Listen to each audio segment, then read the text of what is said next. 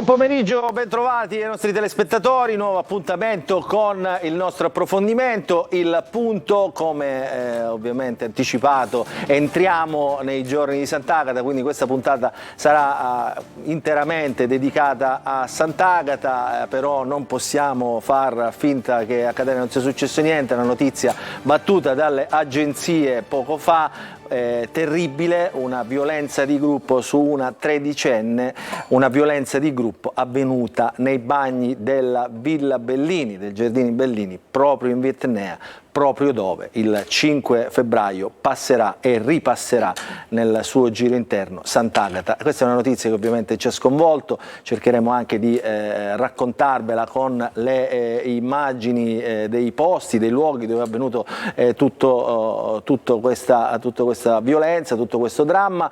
Racconteremo ovviamente anche la festa di Sant'Agata, nei giorni, e con il nostro racconto, perché abbiamo tanta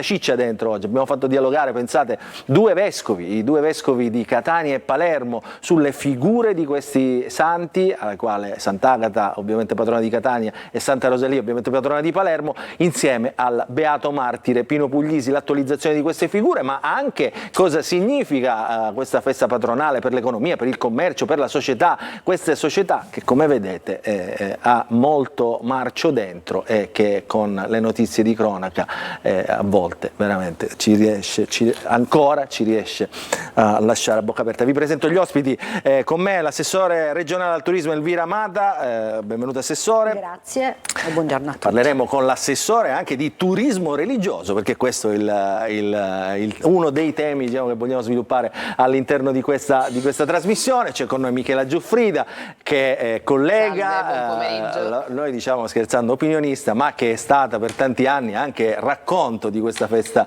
di Sant'Agata, no Michela? Assolutamente sì, lo porto sempre nel mio cuore, un momento professionale, ma prima di tutto personale, meraviglioso.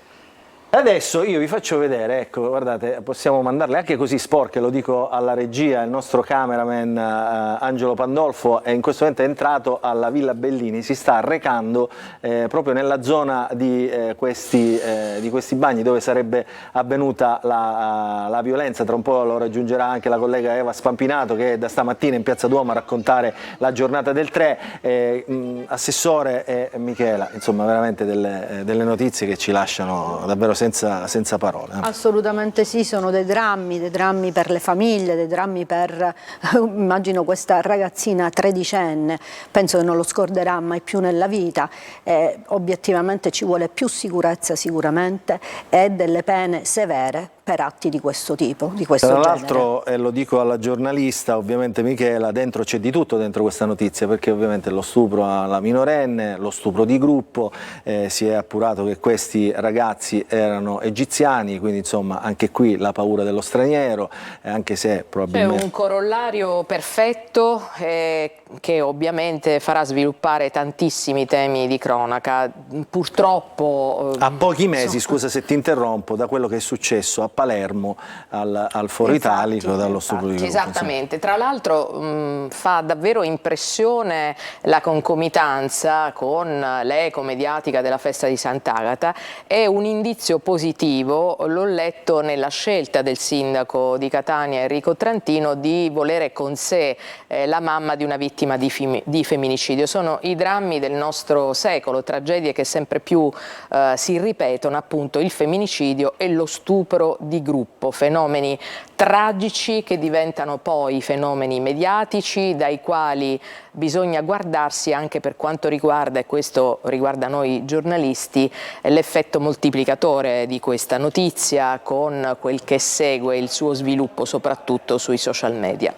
Noi, lo dico anche a favore dei nostri telespettatori, avevamo costruito un racconto di questa giornata. Chiaramente queste notizie stravolgono anche le scalette, però cercheremo insomma anche di restare nei temi che raccontano la festa di Sant'Agata, perché è una festa ovviamente che anche con la mediaticità è cambiata nel corso degli anni. In questa trasmissione abbiamo preparato un documento anche in qualche modo esclusivo, perché abbiamo fatto dialogare due vescovi, il vescovo di Catania, Monsignor Luigi Luigi Renna e il vescovo di Palermo Corrado Lorefice, proprio sui temi che in questo sono due comunicatori, sono due vescovi, insomma, che non hanno paura a mettere il dito nelle piaghe della società, lo hanno fatto più volte attraverso quelli che sono i loro strumenti, tra virgolette le loro armi, le omelie in chiesa, sul pulpito, ma anche, diciamo, partecipando a talmente tanti convegni e interviste cercando di moralizzare in modo loro anche la società, e molto spesso sono stati efficaci. Palermo vive una situazione davvero di emergenza, Catania, insomma, quando è arrivato il vescovo certamente non aveva delle condizioni eccezionali dal punto di vista della sicurezza. Anche loro hanno parlato e adesso vi mostriamo subito questa parte dell'intervista, l'abbiamo suddivisa in più parti, la parte che riguarda appunto la politica e la Chiesa. Sentite che parole che usano i vescovi. Sant'Agata e Santa Rosalia ieri, oggi Don Pino Puglisi. Qual è l'attualizzazione di queste figure? Beh, intanto credo che quello che è già testimonianza e immediatezza è che sono figure che hanno fatto sul serio con il Vangelo, che prima di essere una dottrina per loro è una presenza. E il Vangelo delle Beatitudini, il Vangelo del Padre Nostro, a cui Padre Pino ha ispirato anche il suo centro. Don Luigi e Don Corrado, ricordiamolo, dentro queste vare che vanno in processione, Santa Rosalia, Sant'Agata, Don Pino Puglisi, ci sono le reliquie. Molto spesso queste reliquie diciamo, vengono così accolte tra misticismo che poi si confonde in superstizione. Chiaramente su questo versante c'è anche il rischio di fomentare una mentalità magica, ma credo che invece abbia un messaggio molto, molto forte, perché le reliquie sono i corpi dei martiri, in questo caso dei santi, corpi che con tutta la loro esistenza, con tutta la loro vita hanno fatto sul serio, cioè hanno portato un Vangelo che si incarna, che si concretizza nei corpi degli altri, nelle vite degli altri. Aggiungo a quello che ha detto Don Corrado che le reliquie ci dicono che non ci troviamo davanti ad un mito, perché molte volte c'è questa lettura di Sant'Agata come se fosse un mito, gli facciamo dire tutto quello che vogliamo, l'accostiamo alle divinità pagane. Ecco, questo accade frequentemente ancora oggi, sono gli studi antropologici, sono le visioni a volte che sfiorano l'esoterismo. Dietro l'esoterismo e dietro queste figure non c'è una reliquia, perché non c'è un corpo, non c'è una vita, c'è solo un'idea, un'ideologia. Quei corpi ci ancorano alla storia e alla realtà. Allora, questo è insomma il segmento di intervista che riguardava appunto le reliquie. Allora entriamo subito nel discorso con l'assessore Elvira Amati, insomma turismo, Regione Siciliana, tante volte lo abbiamo detto, noi vogliamo così approfondire oggi la questione del turismo religioso che veramente in queste giornate e in questi momenti porta milioni di persone in Sicilia, questa volta per seguire la festa di Sant'Agata, altre volte per seguire la festa della Vara a Messina, città di cui lei è originaria, altre volte per andare a Palermo a vedere la festa di Santa Rosalia e poi in centinaia di borghi, di piccoli comuni che hanno delle particolarità nelle loro feste religiose. Allora si può sviluppare, Assessore, questo segmento? Assolutamente sì, non si può, si deve sviluppare, sarebbe assurdo non guardare ecco, come va l'andamento dei viaggiatori. Ricordiamoci che dopo il Covid è cambiato il modo di viaggiare. E quindi oggi si preferisce il turismo lento, il turismo sostenibile e per esempio i cammini religiosi rientrano assolutamente in questo settore, in questa tematica. E noi in Sicilia ne abbiamo tanti, faccio riferimento per esempio al cammino di San Giacomo che parte da Caltagirone, 130 km e arriva sino a Capizzi, quindi immaginate questo tipo di turismo, di viaggiatori che vengono comunque spinti da devozione, fede, religiosità, sicuramente è una nicchia questa, però comunque riescono ad apprezzare tutto quello che di bello, di naturale offre la nostra Sicilia. Penso all'altro cammino, 166 chilometri, la Via dei Frati, che parte da Caltanissette e arriva sino a Cefalù, quindi immaginate tutto ciò che possono apprezzare questi viaggiatori. Certamente le feste religiose rientrano assolutamente come dire, ci danno quell'incoming di turismo anche straniero, che rientra nei 16.462.000 presenze che la Sicilia ha avuto quest'anno. Nel 2023 è un dato che ho piacere di dare in questo momento. Lo porterà domani alla BIT. Feste lo porterò domani alla BIT. E siamo ancora a rialzo, perché non sono dei dati ancora ufficiali, quindi possiamo solamente però andare a rialzo e sicuramente non a ribasso. Certo, queste feste religiose, vedi Santa Rosalia, Sant'Agata e La Vara, che lei giustamente ha menzionato, io sono della provincia di Messina e quindi per me è un momento di alta fede, cioè veramente è un momento spirituale importante. E anche a Messina abbiamo una presenza veramente importante. Sant'Agata fa oltre 1 milione di presenze, Santa Rosalia la stessa cosa, arriva un po' a meno sicuramente, ma tantissime presenze, quindi di chi vuole veramente è spinto da questa voglia di fede, di devozione, di religiosità. Diverso il turismo culturale, insomma, che merita un capitolo a parte. Michele, insomma, anche questa diciamo che si incrocia il turismo culturale. Però sono dati diversi, questo volevo dire, cioè, noi dobbiamo sommare i dati per arrivare ancora a quel di più numero. Un fenomeno, perché un fenomeno come la festa di Sant'Agata può portare alla conoscenza di città e intere porzioni del territorio. È auspicabile infatti tenere aperti i nostri beni culturali pur nella giornata di festa e incentivare al massimo, agevolare al massimo questo flusso turistico. Non dimentichiamoci che Sant'Agata, non c'è poi nulla di campanilistico in questo, me ne guarderei, anche se si sa appunto dove batte il mio cuore, è pur sempre la terza festa popolare nel mondo, quindi la Settimana Santa di Siviglia ad esempio ha un suo seguito di popolo, di devozione, ma anche turistico, che è nato forse molto tempo prima rispetto a Sant'Agata. Poi c'è Cusco in Perù, che è un luogo per noi difficilmente raggiungibile, ma che comunque ha dei numeri importanti. Lì il flusso turistico è un flusso che deriva soprattutto dall'America Latina, dall'America nella sua interezza. Poi insomma in Europa fa scuola il Cammino di Santiago, quello che diceva l'assessore è fondamentale, coltivare, assecondare questi flussi turistici in considerazione del fatto che noi siamo, diciamo, cittadini di una terra, figli di una terra che appunto incrocia molti segmenti. C'è quello enogastronomico che non dobbiamo dimenticare, e quindi c'è gente che una volta qui fa incetta delle nostre prelibatezze, perché davvero non ce n'è per nessuno. Diciamo che la nostra è un'isola che veramente può offrire, dà un'offerta turistica molto molto completa. Quello che diceva Michele è sicuramente esatto, cioè noi dobbiamo guardare ed implementare vari settori, l'enogastronomico sicuramente, ma anche l'attività all'aperto, quindi il turismo sportivo.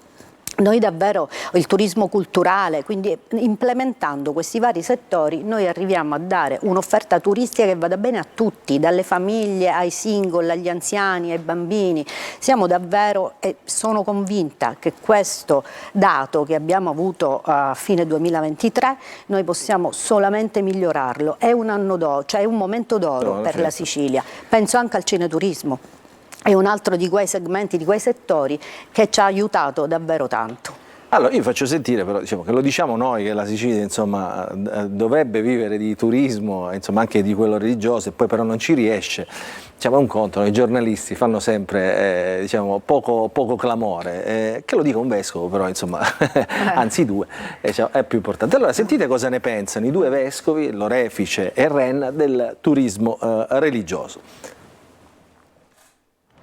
Le città oggi sono in mano davvero a pochi gruppetti di violenti, di facinorosi, non esiste più, o meglio è stata quasi azzerata anche la criminalità organizzata, quella di un tempo, no? Quella che era conosciuta dai padrini eccetera, grazie anche all'esempio, alla forza e anche alla vita che hanno pagato molti uomini delle istituzioni. Da dove bisogna partire adesso per ristabilire un po' d'ordine secondo voi?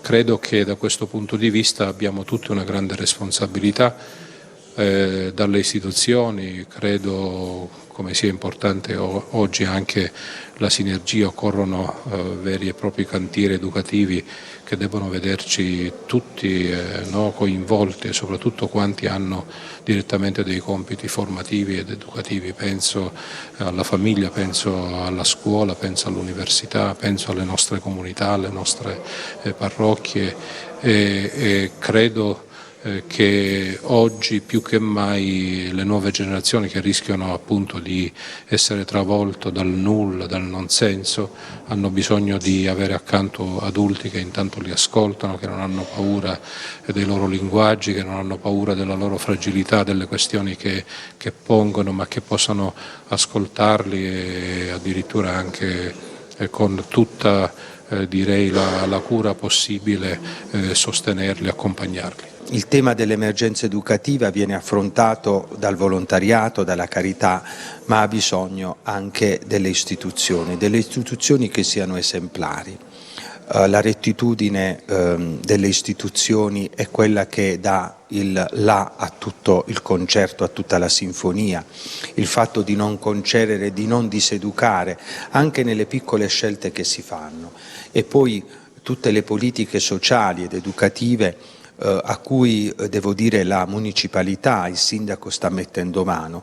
Vorrei tanto che i frutti venissero presto, ma sappiamo che la strada è lunga, e vorrei che anche tutti gli altri amministratori si allineino con questo senso di legalità che il sindaco stesso sta dando alla città con le altre istituzioni. Quando si concede troppo non si costruisce un popolo, si costruisce il populismo, e tante volte la nostra Catania è malata di populismo. Queste feste raccontano una Sicilia bella, una Sicilia piena di entusiasmo, piena di gioia, anche grazie a queste feste, la festa di Sant'Agata, la festa di Santa Rosalia, la Vara a Messina, si anima e si sta sviluppando un segmento del turismo che si chiama turismo religioso. Ecco, a questo punto anche voi potete dialogare, insomma il dialogo fattivo, costruttivo con la politica può portare anche benessere per il nostro territorio. Ci sono tantissimi borghi, tantissime città, tantissimi comuni che con le feste patronali, con le feste religiose insomma, riescono anche a riaccendere come dire, il fervore dei propri concittadini. Da questo punto di vista capisco bene che c'è un indotto attorno alle feste religiose, ma ne vorrei approfittare per dire che noi dobbiamo essere intelligenti anche nella proposta che facciamo di accoglienza ai turisti. Noi dobbiamo far vedere tutto il volto, il vero volto della nostra Sicilia. E questi erano i due vescovi, diciamo questa testimonianza dei vescovi insomma, si aggancia anche a una questione della sicurezza. Intanto io, visto che in qualche modo noi abbiamo aperto con le notizie di cronaca, vi do qualche altra aggiornamento su questa questione della violenza su una tredicenne alla Villa Bellini. Uno degli indagati, battono le agenzie, nell'inchiesta su questa violenza sessuale avrebbe collaborato e fornito riscontri ai carabinieri, quindi insomma in questo caso è importante diciamo, perché non sappiamo se la vittima in questo caso ha testimoniato e ha dato diciamo degli elementi. Secondo quanto ricostruito sulla dinamica della violenza, la ragazzina era assieme al fidanzato di 17 anni quando il branco li ha avvicinati e li ha aggrediti. Il 17enne è stato immobilizzato e bloccato con la forza, mentre 2 degli aggressori hanno abusato con violenza della minorenne, mentre altri 5 li stavano guardando e impedendo agli altri di avvicinarsi. È davvero una cosa sconvolgente. Nel frattempo noi vi stiamo mostrando le immagini della Villa Bellini dove sarebbero avvenuti i fatti. Ecco, vedo in bassa frequenza anche la nostra Eva Spampinato, tra un po' le daremo la linea. Sicurezza ovviamente che in questo caso non c'è. Tra l'altro vi do anche un'altra notizia che riguarda sempre dei minorenni. Un 12enne a Messina è stato accoltellato da un coetaneo dopo una discussione. Che sta succedendo? Sta succedendo che evidentemente abbiamo bisogno di non solo più sicurezza nelle nostre città, ma anche come dire, cioè fare cordata tra le istituzioni tutte, compresa la Chiesa per esempio, per riuscire quanto valgono gli oratori nelle periferie, assolutamente importanti, e quindi dobbiamo anche sostenere questo tipo di situazioni in maniera tale che questi ragazzi evidentemente non siano lasciati liberi, evidentemente non hanno una guida da nessun punto di vista.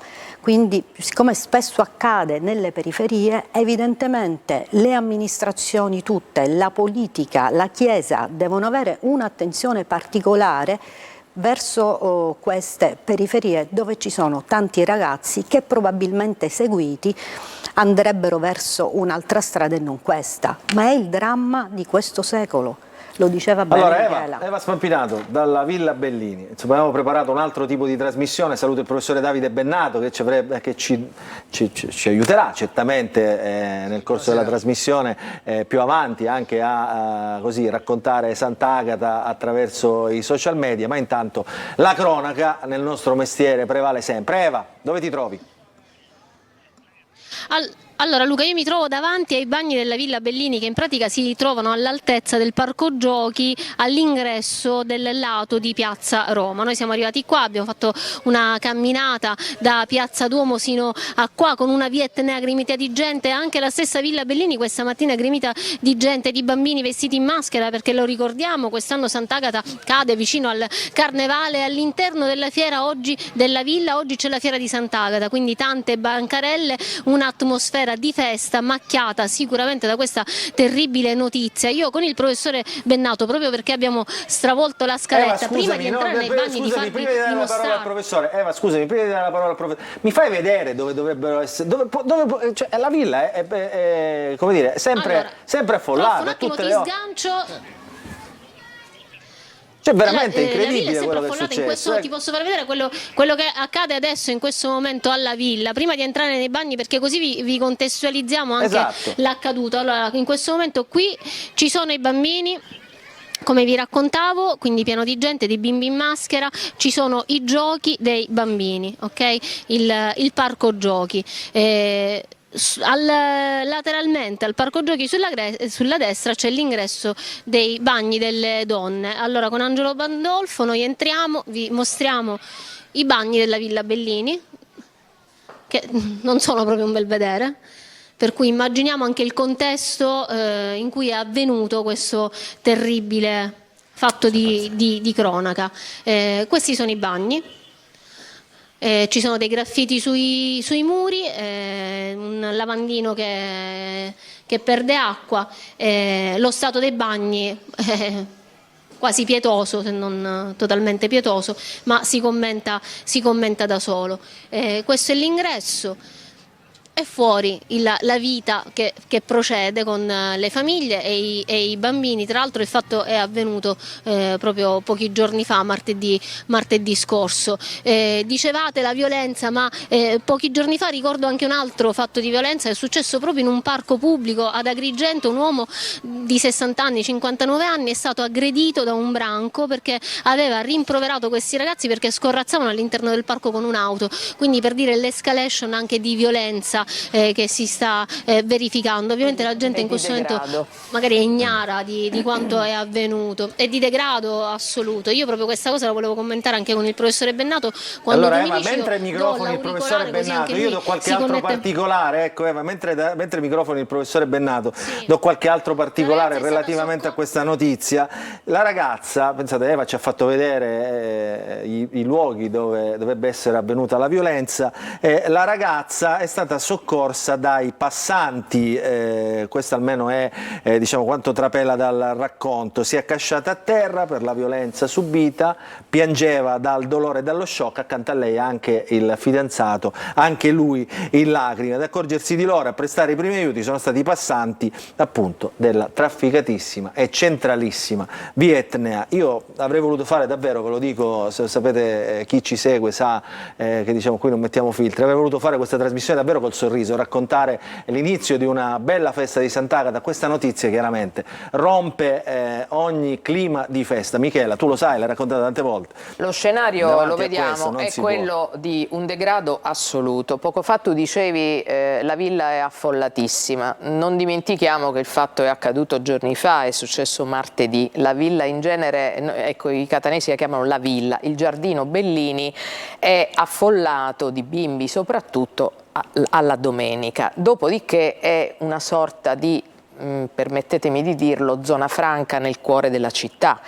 Le colpe di chi sono? Beh, sono un po' di tutti, manca la sorveglianza, abbiamo visto lo stato dei bagni che dovrebbero essere, diciamo, far parte di un biglietto da visita di quello che è un luogo pubblico, quindi un contesto che è comunque di degrado, una sorveglianza che manca, possibilità poche a quanto pare da parte dell'amministrazione comunale, se pensiamo che l'amministrazione ha anche difficoltà diciamo nel servizio svolto dai vigili urbani. Pensiamo appunto quello che può essere un servizio di sorveglianza. Scusa, nei Michela, la parchi. sorveglianza non c'è, no Eva? C'è sorveglianza alla villa?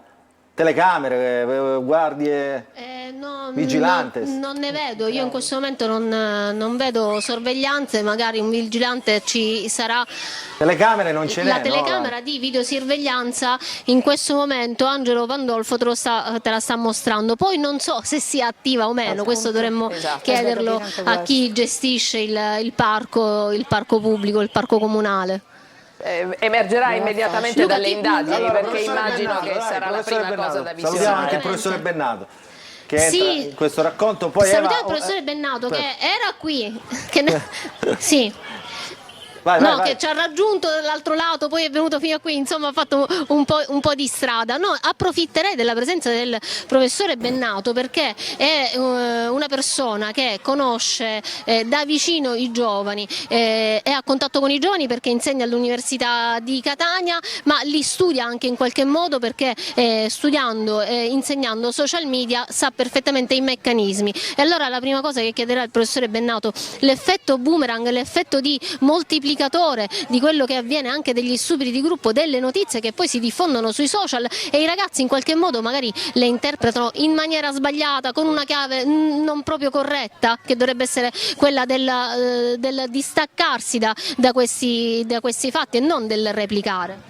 Sì, buonasera a tutti. Allora, questo sicuramente è una questione molto delicata perché i social hanno questa caratteristica di fare da cassa di risonanza, però il tipo di effetto che hanno è un effetto boomerang, cioè alcune volte l'effetto può essere appunto di distacco, di sanzione nei confronti di queste notizie molto dure di cronaca, altre volte invece ci potrebbero essere solo in casi specifici delle caratteristiche più legate all'emulazione, però questo dipende non tanto dai social in sé ma che in tipo di contesto sociale e culturale attecchiscono, quindi non è da considerare che le notizie non sono mai neutrali, diciamo così, assumono le caratteristiche emotive, le dimensioni sociali dei contesti culturali che le fanno proprie, quindi sicuramente questa è una cosa da rilevare. Anche Allora, perché il contesto sociale in questo caso riguarda un gruppo di persone extracomunitarie, sì. No, sì, scusami se ti interrompo. Abbiamo un obbligo pubblicitario, quindi ci dobbiamo fermare. Vi chiedo un attimo di pazienza. Tra l'altro io devo salutare anche l'assessore Elvira Amata perché deve raggiungere Giorgia Meloni che in questi momenti sta arrivando a Catania, no? Assessore, si è trovata in mezzo a questo racconto, avremmo voluto raccontare. Ci saranno occasioni ovviamente Spero per parlare che lei mi inviterà nuovamente è già per invitata, parlare di turismo e è già invitata, e anche di strategie, è già per invitata, esempio non c'è dubbio. le strategie del 2024, mi farà davvero tanto piacere. Grazie. Chissà cosa avrà da dire Giorgia Meloni su questa vicenda, lei che è molto come dire, critica e bastona molto su queste cose. Tra le altre cose da donne, intanto penso che il primo pensiero sia da mamma. Da mamma, perché e è una poi ragazzina ovviamente da piccolissima. istituzione, quindi è veramente dura accettare delle cose in Prima questo di genere, salutare l'assessore do qualche altro particolare. Allora intanto si indaga sui telefonini dei ragazzi che sono stati fermati perché là c'è il professore Bennato che ci ascolta e lo faremo commentare dopo su questo.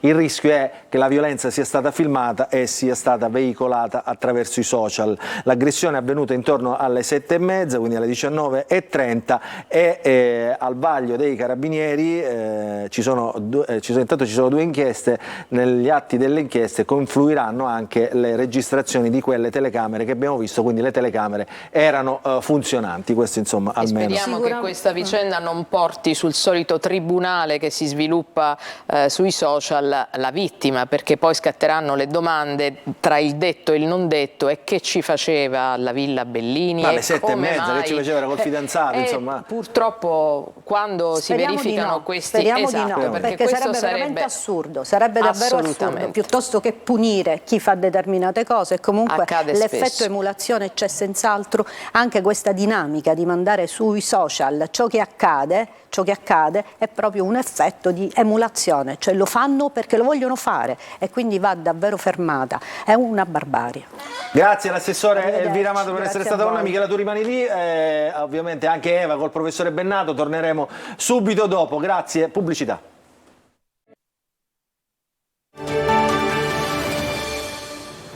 Entriamo in diretta, la trasmissione di oggi Il Punto, abbiamo salutato l'assessore regionale al turismo Elvira Amata, oggi insomma stiamo raccontando e vogliamo raccontare la festa di Sant'Agata nel primo giorno vero dei festeggiamenti, ma purtroppo la notizia di cronaca insomma di questa violenza alla Villa Bellini su una tredicenne insomma incombe anche sul nostro racconto, non possiamo far finta che non sia successo niente. Per questo motivo c'è alla Villa Bellini Eva Spampinato che avrebbe dovuto raccontare il colore di Piazza Duomo, insomma come si stava organizzando la piazza per la sera del 3, si è spostata ovviamente alla Villa Bellini, con lei l'ospite che è un ospite di tutto riguardo perché è il professore Davide Bennato, il sociologo professore Davide Bennato, che ovviamente con i giovani ha sempre molto a che fare. A te la linea.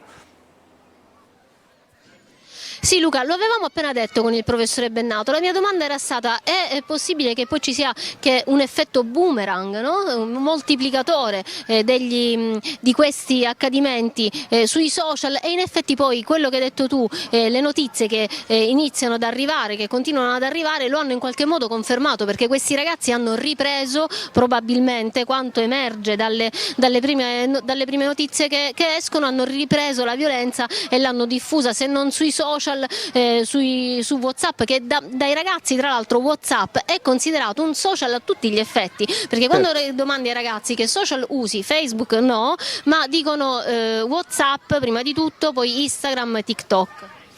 Sì, secondo me una delle cose con cui si può interpretare il fatto che c'è questa, diciamo così, chiamiamolo desiderio di lasciare delle tracce di quello che si è fatto, è più che altro perché le tecnologie digitali ormai sono diventate una parte integrante della vita delle persone e dei ragazzi in particolare, e quindi in realtà paradossalmente fanno dei gesti come appunto riprendere questi crimini terribili e che poi ovviamente si trasformano in delle prove con cui bisogna fare i conti. Quindi bisogna dire anche che da un certo punto di vista, volendo fare un discorso diciamo così a distanza, sembrerebbe quasi un'ingenuità, no? Quello di riprendere queste cose così drammatiche, perché poi ovviamente si ritorcono contro, mentre in realtà non c'è questa percezione, perché non è tanto riprendere la bravata per vantarsi, ma perché ormai le tecnologie digitali sono parte integrante della vita e dei modi di socializzazione delle generazioni più giovani. Ovviamente, come spesso capita, c'è chi li usa in un modo costruttivo, produttivo, e c'è chi invece lo fa in un contesto completamente diverso. Quindi secondo me questa è una delle leve su cui si può riflettere su perché cose così terrificanti possano diventare testimonianze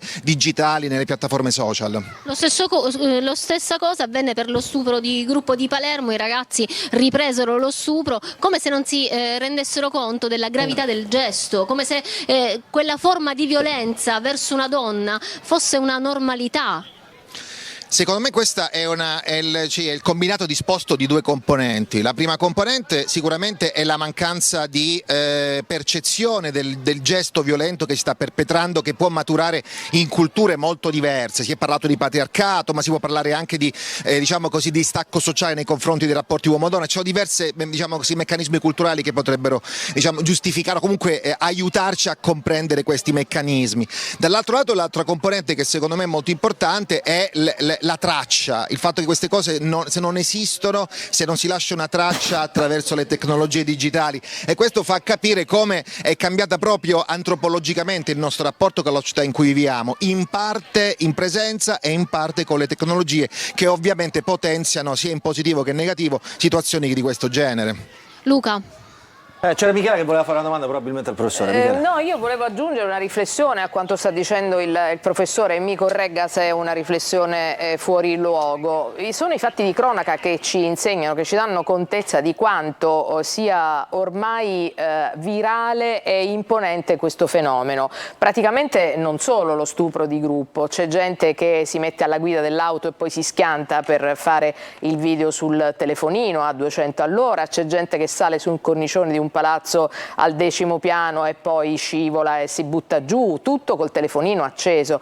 Io direi, professore, che se non lasci una traccia non esiste, ma lo medierei non esisti, cioè lasci la traccia per dimostrare di esistere. Ecco, a me sembra che il social, che ricordiamolo è a tutti gli effetti ormai un metodo di comunicazione, purtroppo anche di informazione, lo dico da giornalista non mediato, perché la funzione del giornalista era appunto mediare le notizie. Sui social invece si danno informazioni e poi possono essere vere, false, le fake news sono un fenomeno ormai dilagante. Ma quanto sta accadendo da parte di giovanissimi che appunto vivono una vita come se fosse una realtà virtuale, ma poi una vita vera, non avendo neanche la percezione del reato che si sta commettendo, è proprio, secondo me, legato a questo fatto. È la dimostrazione di esistenza in vita che altrimenti, a quanto pare, ormai per i ragazzi non c'è. Allora io e questo è un fenomeno un altro gravissimo carico nella discussione, perché insomma poi ovviamente la rabbia è tante. Allora credo che questa dell'onorevole Tardino, che è il segretario della Lega in Sicilia, il coordinatore della Lega in Sicilia, europarlamentare, ha fatto una dichiarazione molto pesante, visto anche la figura che rappresenta. Dice: dopo Caivano e Palermo ancora un tragico episodio di violenza e di stupro di gruppo che si è consumato appunto nei bagni della villa. Allora noi chiediamo da subito condanne esemplari e rimaniamo fermi nell'idea che serve la castrazione chimica per stupratori e pedofili, carcere a vita per episodi simili, oltre a maggiore sicurezza nelle nostre città. E per gli stranieri, perché dicevo Michela, l'avevamo detto, no, c'è tutto in questa notizia, per gli stranieri rimpatri subito. In Egitto non si sarebbero mai permessi un comportamento simile. Chi la commenta? Io dico che è quasi incommentabile sul fronte, diciamo, mediatico. Per carità, tanto rispetto per l'onorevole Tardino, ma generalizzare così non porta a nulla, innesca fenomeni di odio sociale che a volte sono ulteriori effetti moltiplicatori del fatto drammatico di cronaca che avviene. Io focalizzerei sulla necessità di sicurezza. Volevo aggiungere anche, visto che sta atterrando, è appena arrivata a Catania il Presidente del Consiglio, mi aspetterei che oggi annunciasse una misura di finanziamento per permettere all'amministrazione comunale di poter sopperire le tante mancanze. Sappiamo che le amministrazioni comunali non hanno grandi fondi da spendere. C'è la necessità, ma questo non vale solo per Catania, è una necessità diffusa e si evidenzia in tutta Italia, di garantire sicurezza ai cittadini, prima di tutto sul fronte della prevenzione.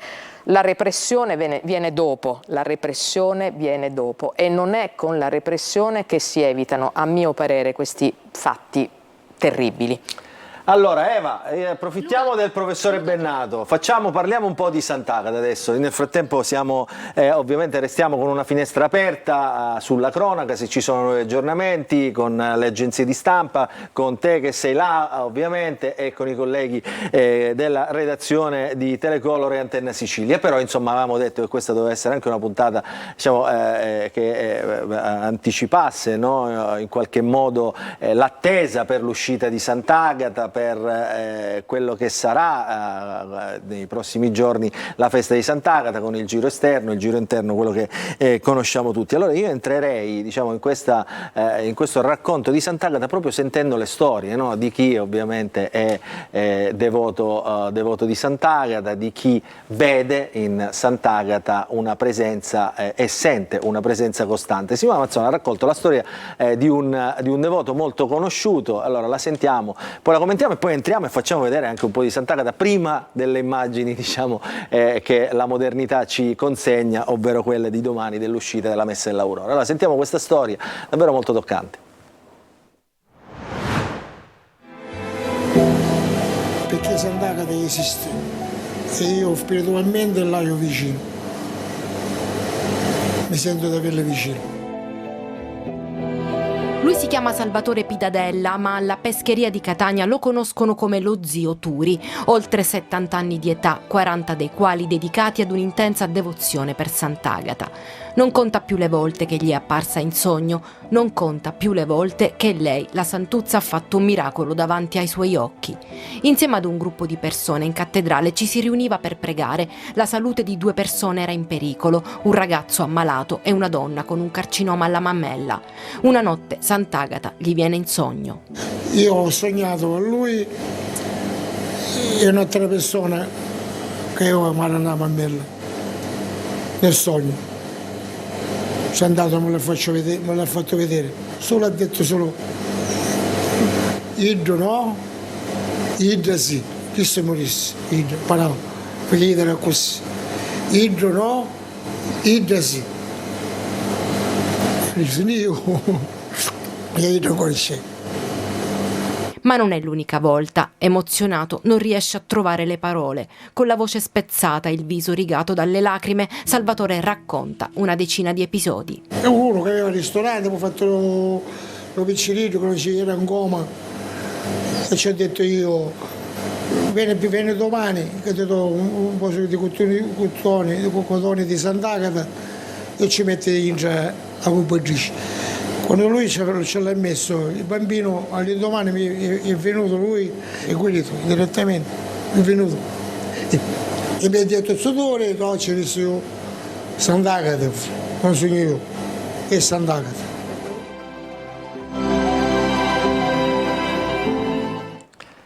E Sant'Agata, insomma, quante volte, questa è emblematica, no Michela? Quante volte abbiamo sentito i racconti, anche camminando per la strada, raccogliendo, insomma, le testimonianze dei devoti di Sant'Agata, ma anche chi partecipa alla festa, insomma, con diciamo, religiosità, senza indossare il sacco.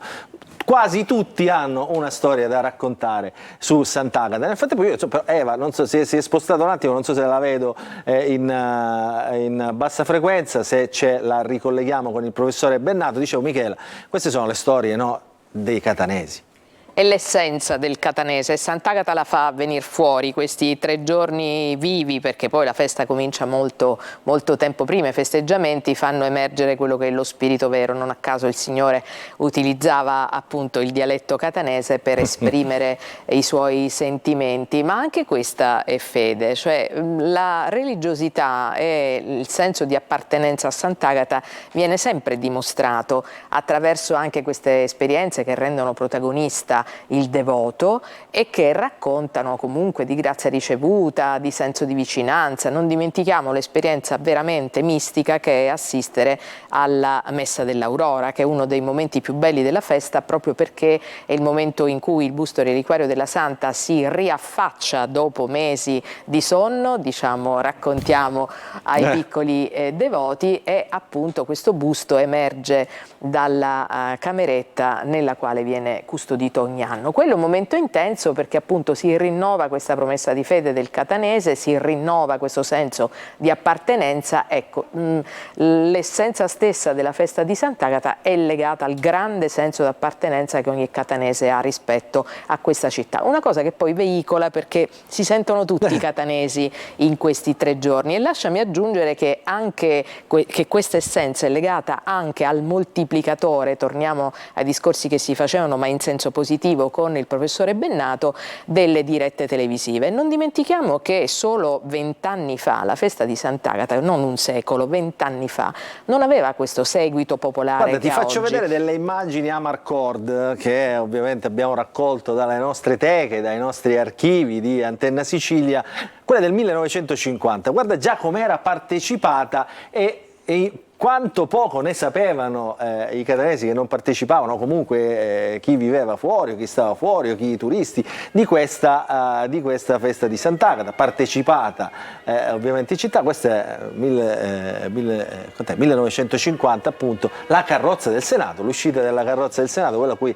abbiamo assistito oggi. La carrozza è sempre la stessa, i catanesi ovviamente sono cambiati, e guardate. Sì, ma come vedi si circolava agevolmente attorno, non c'era la ressa che c'è oggi. oggi, cioè adesso non c'è un centimetro quadrato di spazio libero. Guarda, ecco, è fluido il popolo che segue le Candelore, ma pensa oggi, non lo dico tanto per le Candelore che secondo me vivono un momento diciamo di bassa mediaticità dopo anni di grande attenzione mediatica, ma parlo del Fercolo, cioè attorno al Fercolo veramente se non ci si sa muovere si rischia diciamo dalla gomitata alla pestata di piedi, ma se va bene. Ecco, questo lo testimonia, dice scritto 1950, immagino che siano appunto filmati dell'Istituto Luce. Guarda che differenza, incredibile, e questa bellissima crescita esponenziale è legata al fatto, adesso vedi siamo già un po' più recenti, dovrebbero essere queste, sempre là, siamo sempre quel periodo, ecco, diciamo. ma guarda, i bianchi sono i devoti, attorno, qui siamo alla cosiddetta piazza Carlo Alberto. Piazza Carlo Alberto, agevolmente si fanno le manovre, oggi prima di fare queste manovre, è sempre uguale, sì, cordone sì, ma infatti prima il devoto stava sul cordone e c'era una sorta di ordine, perché naturalmente non essendoci il flusso del milione di persone potevi anche reggimentare la festa, cioè oggi nessuno penserebbe mai di mettere delle transenne perché sarebbe folle. Guarda qua, che immagini meravigliose, questa è la fiera di Catania. E questo è legato alla risonanza mediatica che alla festa di Sant'Agata hanno dato certamente le dirette televisive, che hanno portato poi la festa di Sant'Agata nel mondo, cioè prima il mondo reagiva alla festa di Sant'Agata con il ritorno a Catania dell'emigrante, erano tempi di massiccia immigrazione per cui non ce n'era per nessuno, 3, 4 e 5 tu tornavi nella tua città. Oggi c'è un flusso, l'ha detto l'assessore Amata, sì è più facile da un certo punto di vista, ma se non prenoti per tempo davvero non ce la fai a vivere questa guardando festa. Anche io queste immagini diciamo, in diretta, così come le stanno guardando i nostri telespettatori. Nel frattempo Eva, adesso oggi vi mostreremo un'altra immagine, Eva davvero sta facendo i salti mortali oggi, complimenti, bravissima, perché è andata a Casavara per vedere un'immagine, la collega è in onda da stamattina alle 10, è una diretta infinita, ha fatto i collegamenti per il telegiornale, adesso dopo averci fatto vedere la Villa Bellina è andata a Casavara per vedere, sai cosa? L'addobbo floreale del Fercolo. Sono delle immagini diciamo che noi raramente abbiamo visto, forse credo, io non le ho mai viste, proprio il momento della composizione. Perché in genere si vede quello della spoliazione. Ecco, esatto, perché con tutti che cercano di raccogliere i fiori del rientro. In questo caso adesso vedremo come sarà vestita Sant'Agata. Intanto si sposta, si ferma, fa i collegamenti con noi, il povero professore Bennato resta sempre con lei al fianco. Eva, vai tu, dici dove sei, cosa stai facendo. Allora Luca, siccome come hai detto tu non abbiamo ancora il dono dell'ubiquità, e per arrivare a piedi con i tacchi dalla Villa Bellini a Casavara al Duomo ci vuole giusto almeno 10 minuti, un quarto d'ora. Volevamo commentare quello, per rimanere sulla notizia, quello che stavate dicendo da studio, per rimanere sulla notizia appunto volevamo commentare quello che stavate dicendo da studio, e visto che abbiamo il professore Bennato, raccontare questo cambiamento epocale della festa, raccontata prima tramite i racconti dei migranti che poi tornavano nelle proprie città e raccontavano la festa di Sant'Agata, invece adesso in tempo reale grazie ai social. Poi ci spostiamo e andiamo a Casavara. Sì, secondo me ormai diciamo così, non si può essere agatini fino in fondo se non si utilizzano i social per poter diciamo si raccontare. Si è stancato anche lo zainetto con Eva. Sant'Agata è anche un momento per creare dei rapporti, delle relazioni, delle situazioni che devono essere condivise anche attraverso i social. Quello che ho notato, ed è una cosa che mi sembra interessante, è che negli ultimi tempi comunque la presenza di Sant'Agata si è anche modificata col tempo. Qualche anno fa per esempio era dominante Facebook come tipo di piattaforma per condividere, infatti erano nate diverse pagine, no, che servivano per condividere questa tipologia di contenuti. Poi sicuramente c'è stato Twitter e quindi la possibilità di mandare messaggi molto brevi, soprattutto per esprimere la situazione, l'emozione della Noi professore di questo ne sappiamo qualcosa, approfitto proprio perché c'è Michela Giuffrida in studio. Un anno, durante una delle nostre dirette con Michela Giuffrida e il nostro apporto dalla strada, il mio e del professore, siamo arrivati sui trending topic di Twitter. Non glielo dire che poi si va, si fa i fianchi tanti, non glielo dire. 2013, adesso non glielo dire. festa. Michela, come gondola, guarda questa È stato gondola, diciamo, un guarda lavoro come nostro No. di strada che postavamo in live tweeting. Sì, è stato un bel Esattamente. è stato un bel esperimento che, dico la verità, che tra l'altro ho portato anche in alcuni convegni, perché è stato un caso studio da non sottovalutare. Poi ovviamente dopo Twitter è arrivato, diciamo che sono arrivate una situazione più legata a Instagram. Per esempio, gli ultimi 3 anni Instagram è diventato dominante grazie anche ai reel, cioè la possibilità di fare i video in tempo reale, quindi non solo le foto ma anche il tempo reale. E in quest'anno, diciamo così, le prime cose che ho visto sono legate ad una frammentazione, cioè tutti i social a seconda delle diverse generazioni sono attive. Se le persone stanno cominciando a usare, ognuno secondo le proprie le caratteristiche e proprietà, li sta cominciando a utilizzare. Sono curioso rispetto a Threads, che è l'ultimo lancio che è stato fatto da Facebook, per vedere se c'è una presenza gatina. Alcune cose le ho viste, ma non ho ancora il polso completo della situazione. Vabbè, ancora c'è tempo perché la festa deve ancora deve cominciare. iniziare. Allora Luca, noi voliamo a Casavara, vediamo se riusciamo a beccare questo momento che anch'io stesso non ho mai visto. Il professore Bennato viene con noi ormai, anche perché lui a Sant'Agata la segue sempre insieme a noi. E poi giorno 5 vedremo se Threads sta funzionando. A tra poco, Luca. Siete bravissimi, complimenti, siete anche una bella coppia, insomma, ormai molto rodata. Michela.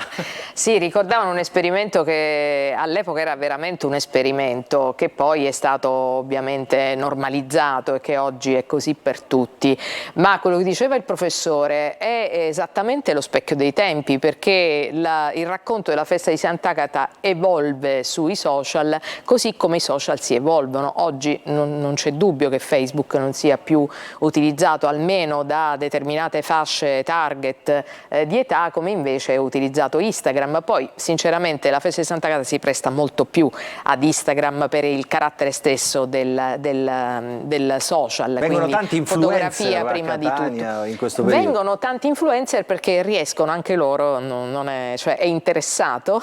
Monetizzano, dice. A parte che monetizzano, perché gli engagement in questo caso sono enormi, ma raccontano qualcosa che avviene una volta l'anno, quindi tu pensa il valore stesso di questa testimonianza. Questo è un uso dei social tutto sommato positivo.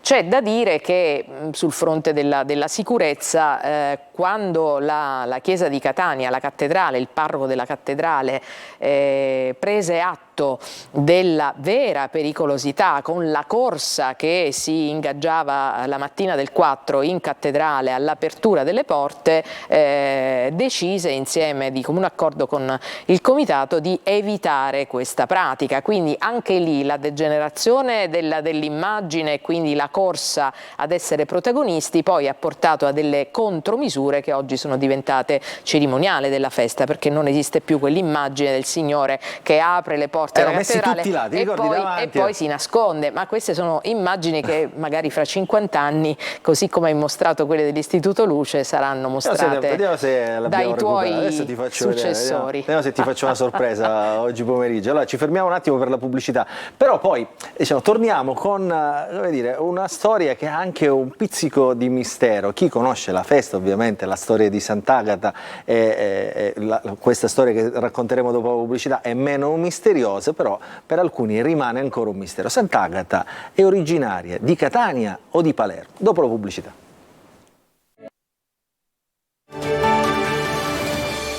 Rientriamo in diretta nella nostra trasmissione di oggi dedicata a Sant'Agata. Abbiamo aperto una finestra ovviamente sui fatti di cronache che sono successi, almeno di quali si sono saputi, sono stati resi noti oggi, appunto la violenza avvenuta martedì scorso di una ragazzina di 13 anni alla Villa Bellini di Catania in un tardo pomeriggio, quindi insomma anche lì si è aperto un capitolo, abbiamo voluto aprire un capitolo su questa vicenda con la nostra Eva Spampinato che ci ha mostrato anche i luoghi dove sarebbe avvenuta la violenza. Prima di andare in pubblicità però ci siamo lasciati con un interrogativo, no? Che fa parte anche del racconto della festa di Sant'Agata. Poco si sa ovviamente della vita familiare di Agata fanciulla, molto si sa invece della martire Agata, cioè gli atti del martirio raccontano ovviamente chi era Sant'Agata e qual è stata la sua vita religiosa. Ma Sant'Agata, Michela, poi ci rispondi, tu lo so che lo sai perché sei abbastanza preparata sul tema, come lo siamo più o meno noi che raccontiamo questa festa ormai da tantissimi anni. Chissà se lo sanno tutti, Sant'Agata era palermitana o catanese. Il servizio, ce lo racconta in questo servizio appunto Simone Mazzoni.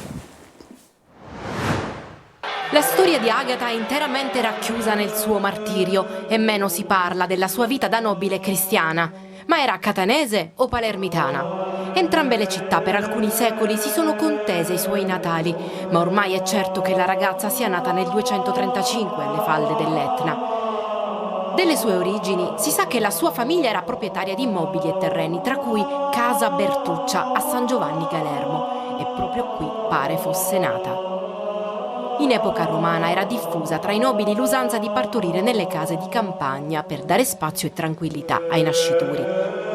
Siamo in via Immacolata, proprio dove ebbe i natali Sant'Agata. A simboleggiare questo sacro passaggio resta un altarino. Per celebrarla una sentita iniziativa con la partecipazione della comunità, del parroco e del consiglio comunale. Questa iniziativa del Consiglio Comunale nasce nel precipuo scopo di dare attenzione non solo alla nostra dedizione, alla nostra identità, alla nostra appartenenza, qui dove la devozione popolare individua il luogo natale di Agata, ma soprattutto per lanciare un messaggio di attenzione agli ultimi, alle periferie. San Giovanni Galermo è periferia e unitamente a tutte le periferie di Catania deve vivere questa festa nel segno dell'unione e dell'intensità corale. Un devoto corteo ha sfilato con grande fede ed emozione. Si narra che Sant'Agata nacque in San Giovanni Galermo, dove ebbe i natali. Ecco perché l'importanza di dare una storicità e attraverso un momento di devozione di tutto questo è stato avvalorato da una presenza, oltre che della comunità soggiovannese, della presidenza del Consiglio Comunale e di una fortissima rappresentanza di consiglieri comunali. Ci si augura che questo evento possa essere nel tempo ripreso e riorganizzato vita natural durante. Il culto di Agata passa anche da qui, avvolto nei suoi misteri e simboli di fede. E allora Michela, questa è Casa Bertucci, è stato ritrovato anni fa, insomma, questa piccola casa, era una casa di campagna anticamente, è rimasto solo quell'arco che si vede in queste immagini, che è diventato simbolo di fede, di devozione, diciamo, e da lì si è risalita appunto alle origini di Sant'Agata. Perché? Perché c'era un mistero, no? Ma è un mistero che nasce un po', un mistero che non è un mistero. In questo caso parlano gli atti degli storici, che sono quelli ai quali ovviamente noi dobbiamo ricondurre la nostra domanda. E naturalmente con il culto di Sant'Agata e con, anche questo bisogna dirlo, la preeminenza di Sant'Agata su altre grandi sante, cioè sia per entità dei miracoli che per seguito popolare. Mi riferisco a Santa Lucia, c'è una bellissima festa a Siracusa, a Santa Rosalia non ne parliamo. Allora è chiaro che poi si sviluppa nel tempo anche una voglia di attribuirsi qualcosa. Gli atti degli storici parlano chiaro, corretto che comunque di Sant'Agata si sa soprattutto tutto quanto riguarda il martirio. Probabilmente questa voce dell'essere palermitana di nascita nasce dal fatto che a Palermo c'è una chiesa che, se non sbaglio, si chiama Sant'Agata alla Pedata nella tradizione popolare, dove c'è un'impronta di piede, e la tradizione vuole che Sant'Agata giovinetta scappasse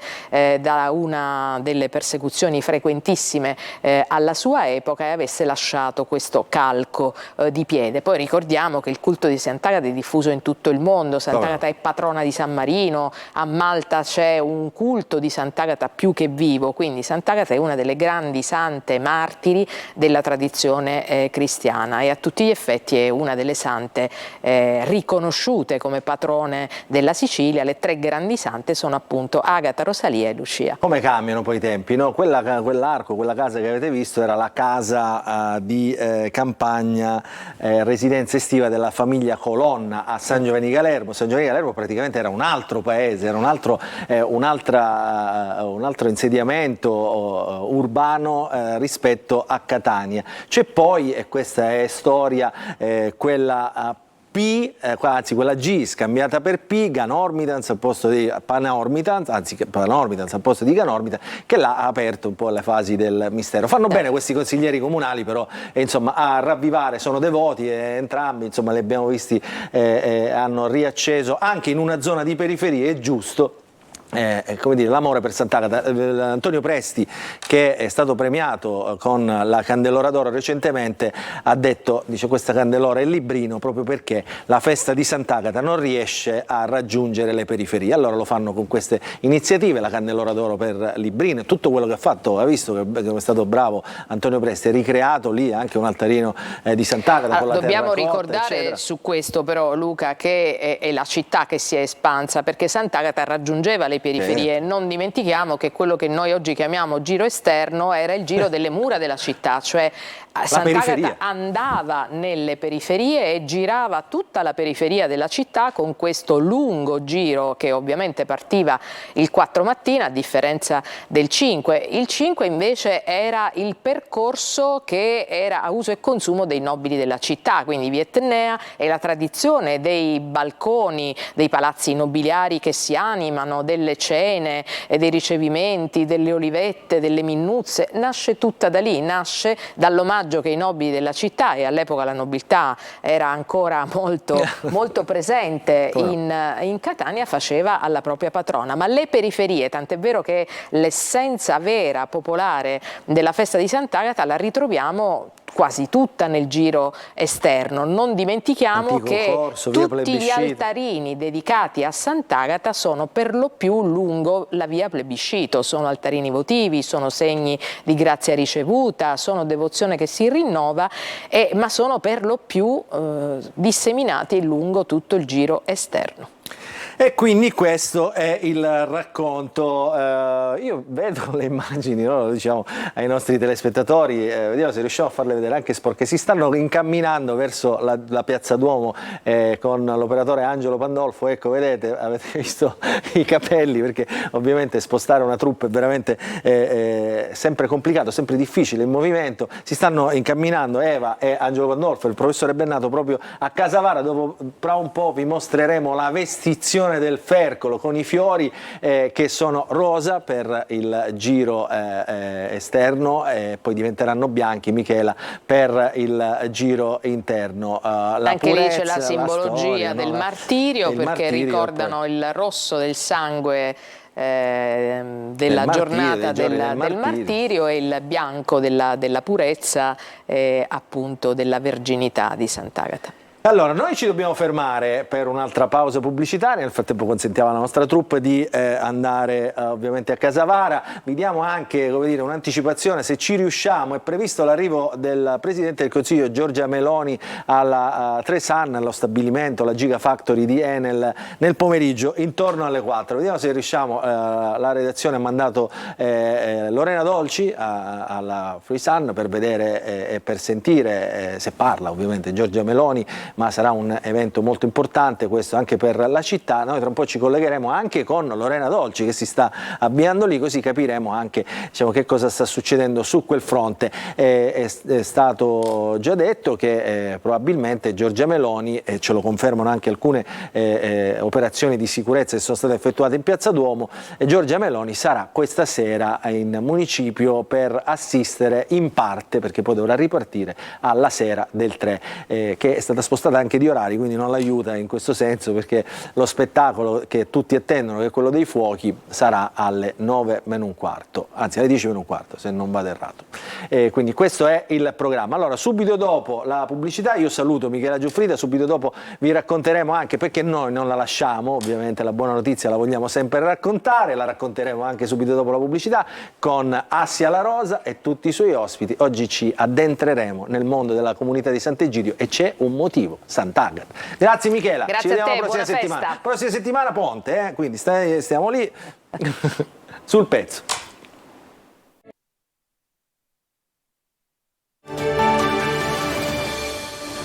Rientriamo in diretta nell'ultima parte della nostra trasmissione e vi avevo anticipato che saremmo entrati nel mondo di Sant'Egidio. Allora, benvenuto ad Assia La Rosa con la sua buona notizia. Buonasera. Che ci regala ogni settimana. Ciao Assia, allora oggi che parliamo? Questa buona notizia assume ancor più valore alla luce dei fatti di cronaca che abbiamo raccontato durante questa trasmissione, perché parliamo del pranzo di Sant'Agata. Per la prima volta quest'anno l'arcidiocesi Diocesi di Catania con la comunità di Sant'Egidio, il Comitato dei Festeggiamenti Agatini e la Caritas organizzano proprio il 5, proprio ora di pranzo, con 500 persone invitate, un momento di condivisione. Allora, presentiamo gli ospiti, poi diamo la linea ad Eva che è a Piazza Duomo perché sta succedendo qualcosa. Abbiamo in collegamento Emiliano Abramo, presidente della comunità di Sant'Egidio Sicilia. Abbiamo il dottore Sebastiano Mignemi, magistrato e volontario da tantissimi anni. Abbiamo Mimma, la signora Mimma, 86 anni, sarta di San Cristoforo, nonché abitué delle iniziative della comunità di Sant'Egidio. Allora, Eva, intanto buonasera a tutti. Diamo la linea ad Eva, sentiamo perché siamo dentro la festa di Sant'Agata. Allora, vediamo che succede. Eva.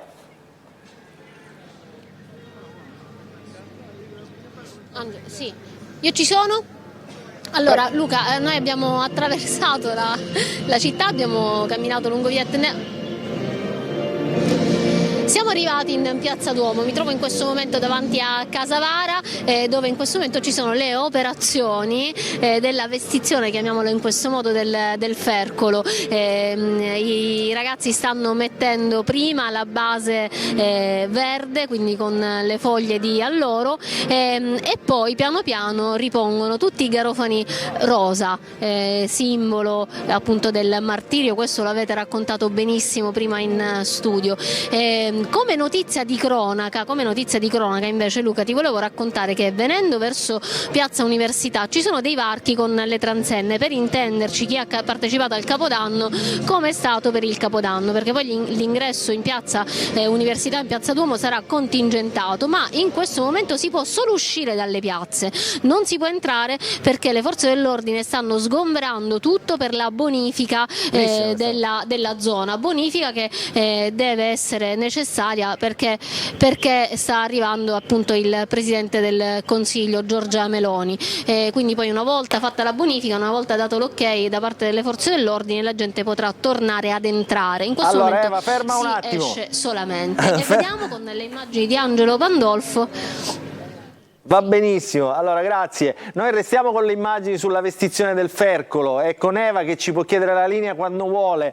Prima di tornarti la linea, Assia sta vivendo con noi questa giornata davvero incredibile, è entrata nel clima della festa di Sant'Agata. Noi ci colleghiamo con la Free Sun dove c'è Lorena Dolci perché sta aspettando oggi, come se non bastasse, lo dico anche ai tuoi ospiti, ha deciso di venire a Catania il Presidente del Consiglio Giorgia Meloni per vedere la festa, quindi si sta mobilitando tutta la sicurezza. Mignemi, lei è un magistrato, sa che cosa significa, insomma, tutto questo. Lorena Dolci. Sì, eccoci Luca, noi siamo proprio davanti al sito della Trisan, come dicevi tu ci sono posti di blocco lungo tutta la strada perché è attesa appunto la Premier in questa visita istituzionale a quella che è considerata la più grande fabbrica di pannelli fotovoltaici in Italia e che entro la fine dell'anno diventerà la più grande in Europa, passando dai 300 megawatt di adesso ai 3 gigawatt. È una fabbrica che ha, la vedete un po' alle mie spalle, anche se un po' sfocata, ha una capacità tecnologicamente molto innovativa perché i pannelli prendono e catturano la luce da entrambi i lati ed è molto efficiente perché lavora 24 ore su 24, 365 giorni all'anno. Perché allora, la Premier sta... Perfetto, se succede qualcosa, vedi macchine, auto blu con sirena, ci chiami, ci fai sapere se sta arrivando la Presidente del Consiglio, se no ti salutiamo a fine trasmissione. Resta lì però, non te ne andare, ti prego, perché vogliamo capire se... Io sono qua, non mi muovo, aspettiamo questa prima parte della visita della Meloni. Non ti muovere. Assia, la buona notizia, ritorniamo con i tuoi ospiti. Emiliano Abramo, anziani senza dimora, migranti, abitanti delle periferie, disabili, condividerete con loro questa tavola già imbandita con grande spirito di servizio. Raccontiamo qual è il valore di questa iniziativa.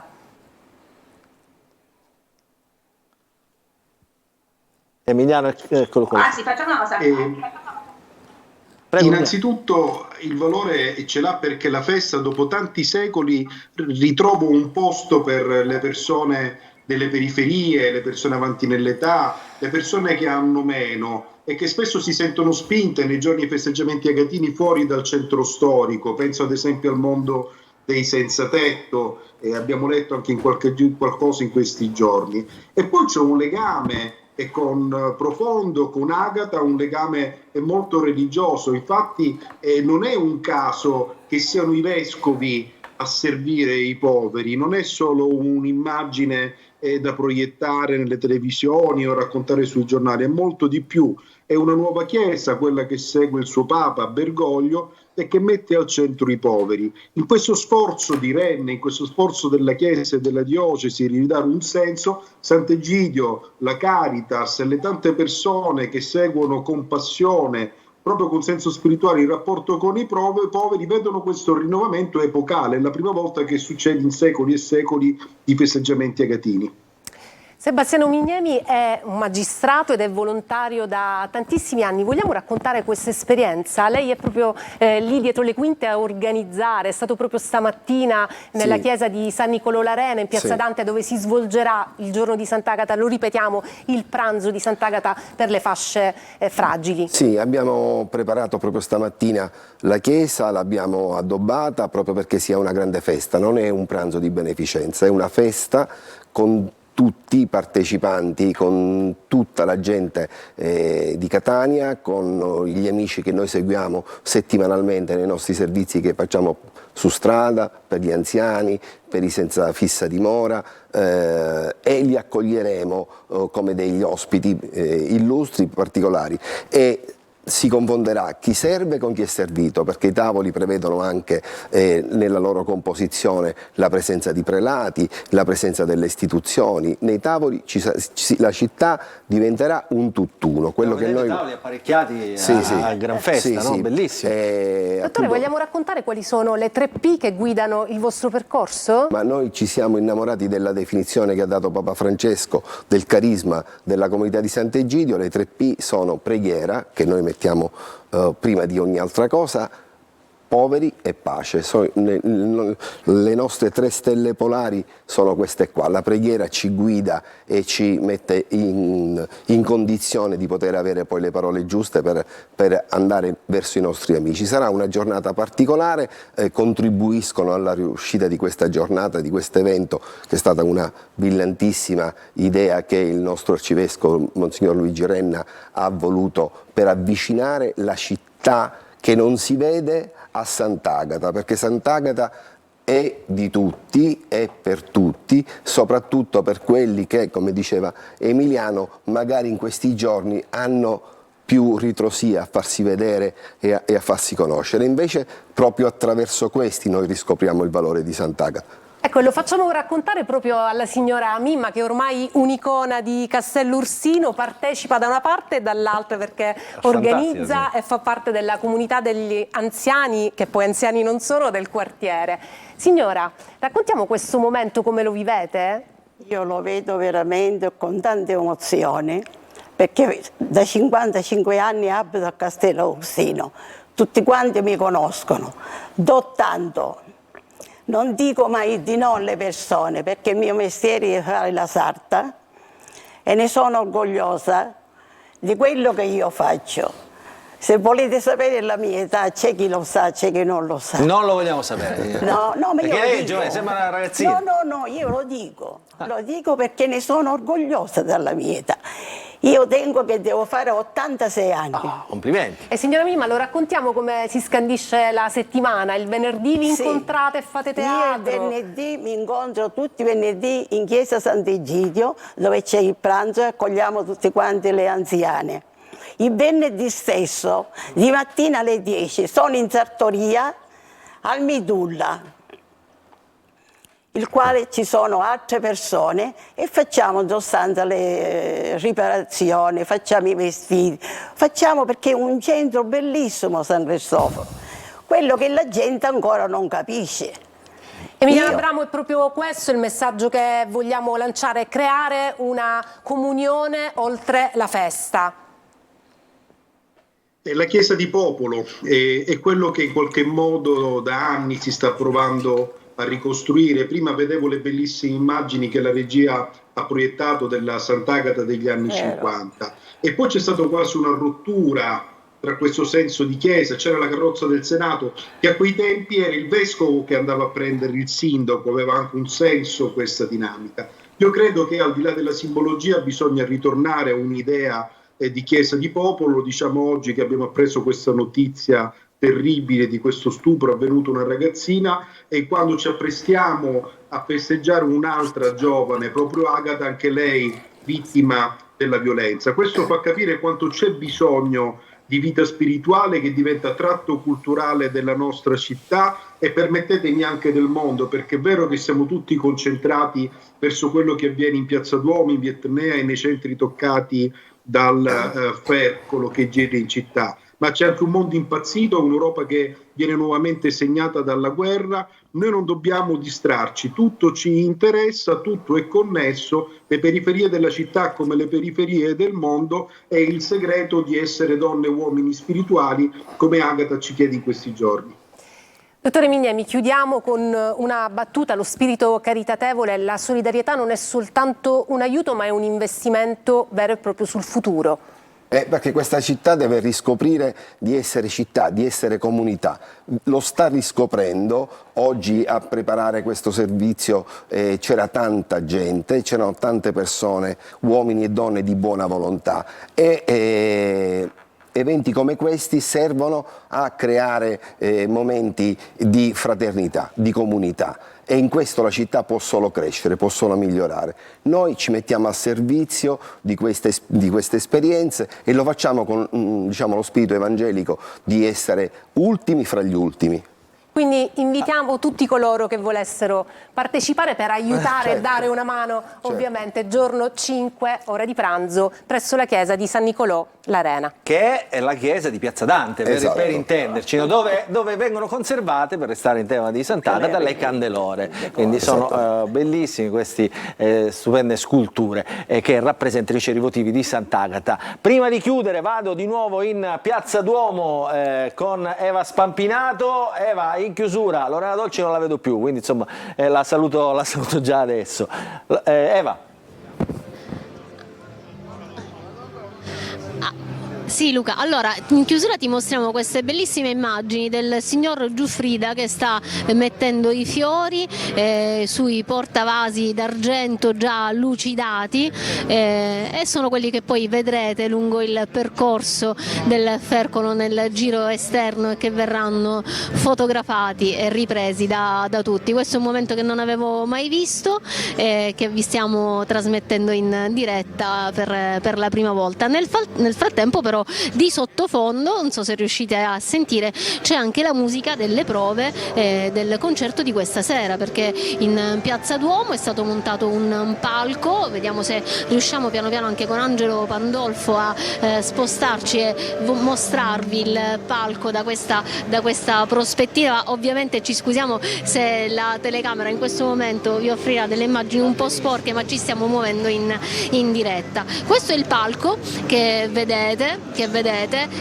un po' come quello di Capodanno, ovviamente molto più piccolo rispetto a quello di Capodanno, però c'è tutta l'attrezzatura dell'impianto audio con le casse montate, insomma a quanto pare sarà un vero e proprio spettacolo musicale in grande stile, quindi una piccola rivoluzione per la festa di quest'anno. Non ci saranno i fuochi da Piazza Duomo, saranno solo dalla Villa Pacini, ci sarà uno spettacolo con tanti artisti sul palco, ma noi ve lo racconteremo in diretta a partire dalle 19 fino alle 23 con Roberta Lunghi e i suoi ospiti. Vedete quelle che sono le prove, in questo momento il palco è pieno di musicisti, ci sono 2 arpe e tanti strumenti musicali. Professore Bennato, in chiusura, visto che è rimasto con noi, ci salutiamo.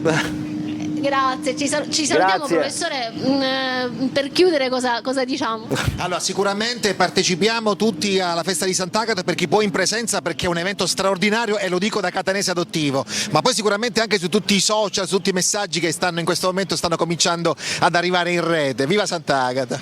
Viva Sant'Agata! Grazie Eva Spampinato, complimenti per questo sforzo ulteriore. Ricordo la collega in diretta dalle 10 di stamattina, vi abbiamo raccontato l'uscita della carrozza del Senato, quindi grazie anche al professore Bennato, sociologo dell'Università di Catania, grazie anche a Emiliano Abramo, che vedo collegato, presidente della comunità di Sant'Egidio di Catania. Ciao Emiliano, bravi, complimenti per l'ottimo lavoro che fate nei confronti degli ultimi.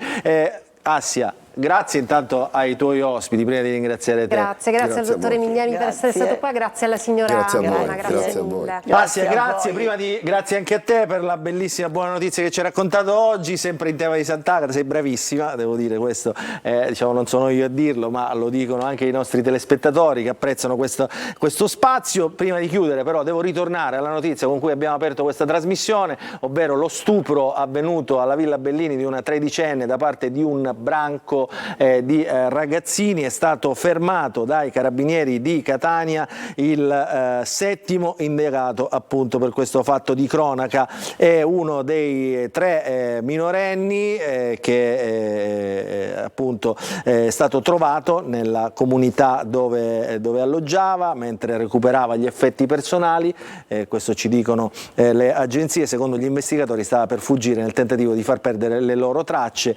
Nell'esecuzione dei fermi, vi leggo la nota di agenzia arrivata dai carabinieri, hanno condotto 3 maggiorenni in carcere, 1 agli arresti domiciliari, 3 minorenni in un centro precautelare di prima accoglienza e i 7 indagati, dice una nota congiunta, erano entrati in Italia da minorenni e in forza della legislazione vigente accolti in strutture in ragione della minore età e quindi non potevano essere espulsi. Questo è l'ultimo aggiornamento che arriva. I carabinieri dicono di aver risolto il caso e di aver fermato i 7 responsabili nel giro di 48 ore, quindi un plauso anche al lavoro incessante delle forze dell'ordine. Il punto di oggi finisce qui, le nostre dirette per la festa di Sant'Agata ovviamente continueranno a partire da stasera alle 18:45 ci sarà in collegamento Roberta Lunghi per raccontarvi come sempre la sera del 3 con tutte le sue innovazioni, poi da domani